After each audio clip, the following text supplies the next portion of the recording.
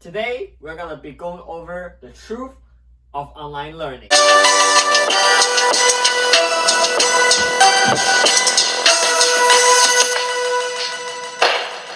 Hey, what's good? It's Wicho here. Welcome back to the video.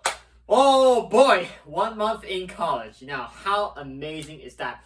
It's not a conventional college that we're talking about, the one we all love, the one we all desired so much under this specific circumstance. No, we're talking about online college, online learning, to be exact, for all grades out there.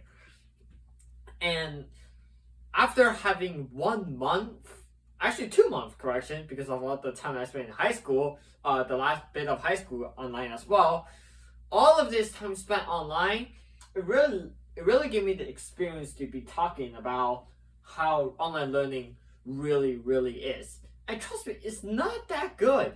It's not as good as it seems, and I feel like a lot of us have the same struggle, the same feeling that just needs this air out of our chest. So that's what we're going to be learning, that's what we're going to be talking about and discussing about today, the truth of online learning. And trust me, it's ugly, we all know it. Let's see. Alright, as always, we're going to start with some facts, right? Stanford University, which is a university in California, have found an academic performance gap with the students. Now, what does it mean? They put a bunch of students online class right now, as we always, and then they see how it is like before this whole online situation hit, and see how their performance is like. Well, guess what? What have happened? Achievement deficiency of 72 fewer days in English, which is reading, and 180 days fewer of performance and achievements in math. What the heck have happened? I thought we were supposed to be good students, right? Well, apparently not, because guess what? This online environment just isn't anatomically made for us to function at our best. And that's exactly what we'll be talking about as of now, alright?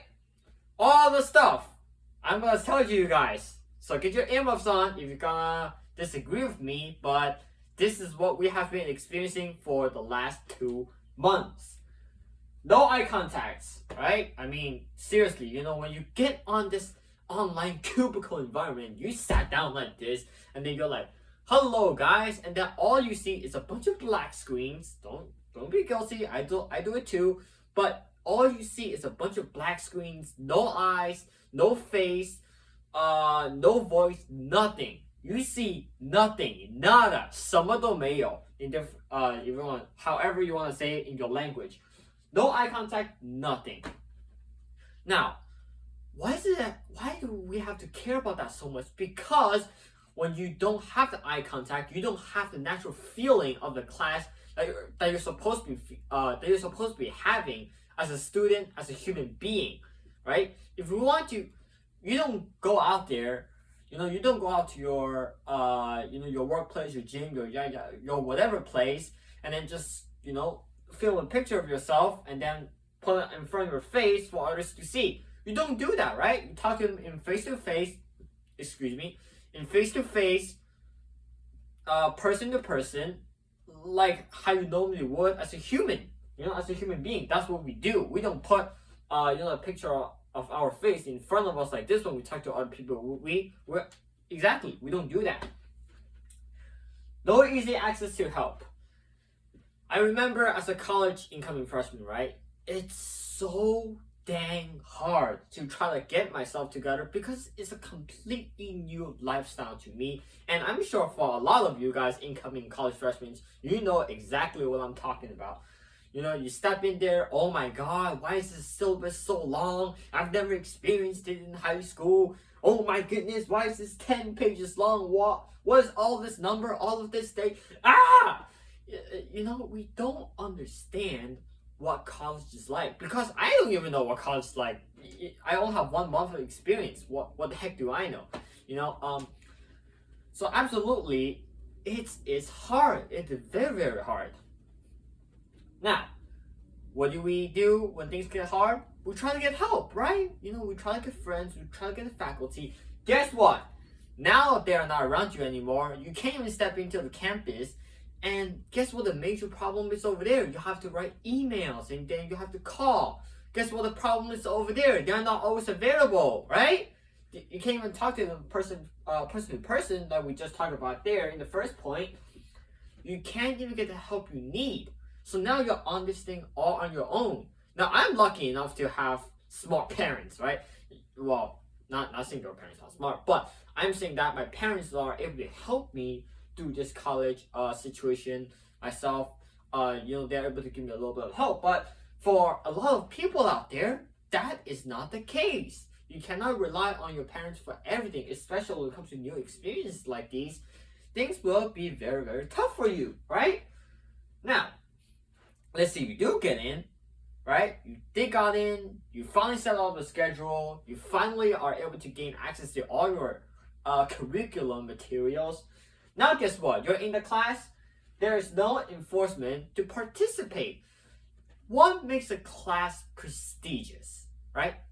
What makes a class a class? Why is it so good? Why do we crave going into school, sitting inside a classroom, and make the most of our time? Why do we do that? It's that we can participate in the class as human beings and get recognized for it. Guess what happens when you're in an online cubicle environment? And I cannot believe people are advocating for this kind of stuff, for expansions for remote learning, even if we're gonna go normal. The question is, you can't just force a person to turn on the camera. You can't put your hand inside your screen like that and pinch the other person's ear, telegraphically. This is not a movie. This is real life. There are just things where you cannot accomplish if you're gonna have a remote learning environment. And it's true, we all know it. There is absolutely no human to human, and certainly not participating enforcement. You cannot really locate a star in the class because everyone's just so damn quiet. Why? Because everyone's stuck inside their home. They're literally on their comfort chair all day. There is no motivation, no internal motivation to really get this done. If you tell me to go to an online English class, which I do have, quite frankly, and then you want me to be the best of everyone in there, like I would for an in-person class, it's not gonna happen for a lot of us, And I'm not here saying that, oh yeah, so let's just give up, not put in the effort. We still need to put in our best effort, but the problem is that it is just impossible to do so if you cannot get all the people to participate, because simply for the fact that you cannot enforce them and force them out of their comfort zone to participate.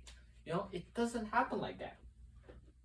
Now, all these quality of classes, what makes a class a class? It is simply the presence of our human-to-human interaction. That's what makes a class so prestigious, and no way a cubicle environment can even come close to that. Remember what I said. Alright? Now, let's look up the scale a little bit, shall we? From a class to the hallway, right? To the first floor hallway, to the second floor hallway. A class to a lab, right? A lab to multiple faculties, right? From a small classroom to a big auditorium full of people. What bonds us together as a school community, right? Well, correction. What bonds us together as students and teachers? It is the school community that we have built over the years, right? Think about the time when you are going to the lunchroom. Think about the time when you are making friends in the hallway. Think about the time when you are going out there, when we have a school community event, helping out the faculties, helping out the parents. I remember when I was in junior RTC, one of the biggest events we have is parent-teacher conference. I would dress up in uniform, help the parents, help the faculties. There's one time we have to, scramble a few hundred book packets for the parents to read and to give them the directory that they need for their responsive faculty members to contact. Correction. Yeah, my hands are cold, so a little bit unrelaxed over there. But anyway, again, it is the community that we have built over the years of hard work, over the years of interaction, and quite frankly, the relationship that we have built over the years. Now, if you're stuck inside an online cubicle and all you're doing is texting, right? Texting like this, right? You're just doing this. There is no elements of interaction and certainly no friendship going on. You know, this is not an online dating site. This is not an a TikTok. This is not Facebook. This is not Twitter. No, you're talking about a cubicle, literally a cubicle, where there's only one instructor talking, and sometimes they don't even bother to talk. All they give you is a YouTube video. And trust me, I know a professor like that. They just give you a YouTube video, snap out of there, and then who knows what he does or she does. So you see, it's just not working. The quality just isn't great. And we're actually going to talk about this right here. You can't eat junk food every day and expect a six-pack, right? Quality education is what molds us into great students. I know when I was in high school, one of the great things that happened to me that turned me into that silly little freshman to who I am today, making videos like that to you guys, is the quality of education and the friendship that I have built, right? You can't eat junk food every day, expect a six-pack. Well, all same thing, right? In the fitness community, you can't just eat low quality food, do low quality exercise, right? Sit up like this, right? Quarter-inch push-ups like this. Oh yeah, quad repping or push-ups. You're not gonna build a good body that way. So why is it when it comes to education, which is very important, frankly, you can't expect to give them low quality education, sustain it for a long, right? Sustaining a long term of low quality education. Why do you expect the future students to be prosperous, right? Why do you expect elites? Why do you expect good quality doctors, physicians, engineers, mechanics, right? Good police officers, right? Even some other professions, so many other professions out there. Why do you expect good performing students when you give them low quality educations like this? I really don't get it. Again, I would really just sum it up in one quote. You can't eat junk food every day and expect a six-pack. You can't have low quality education every day and expect an elite student.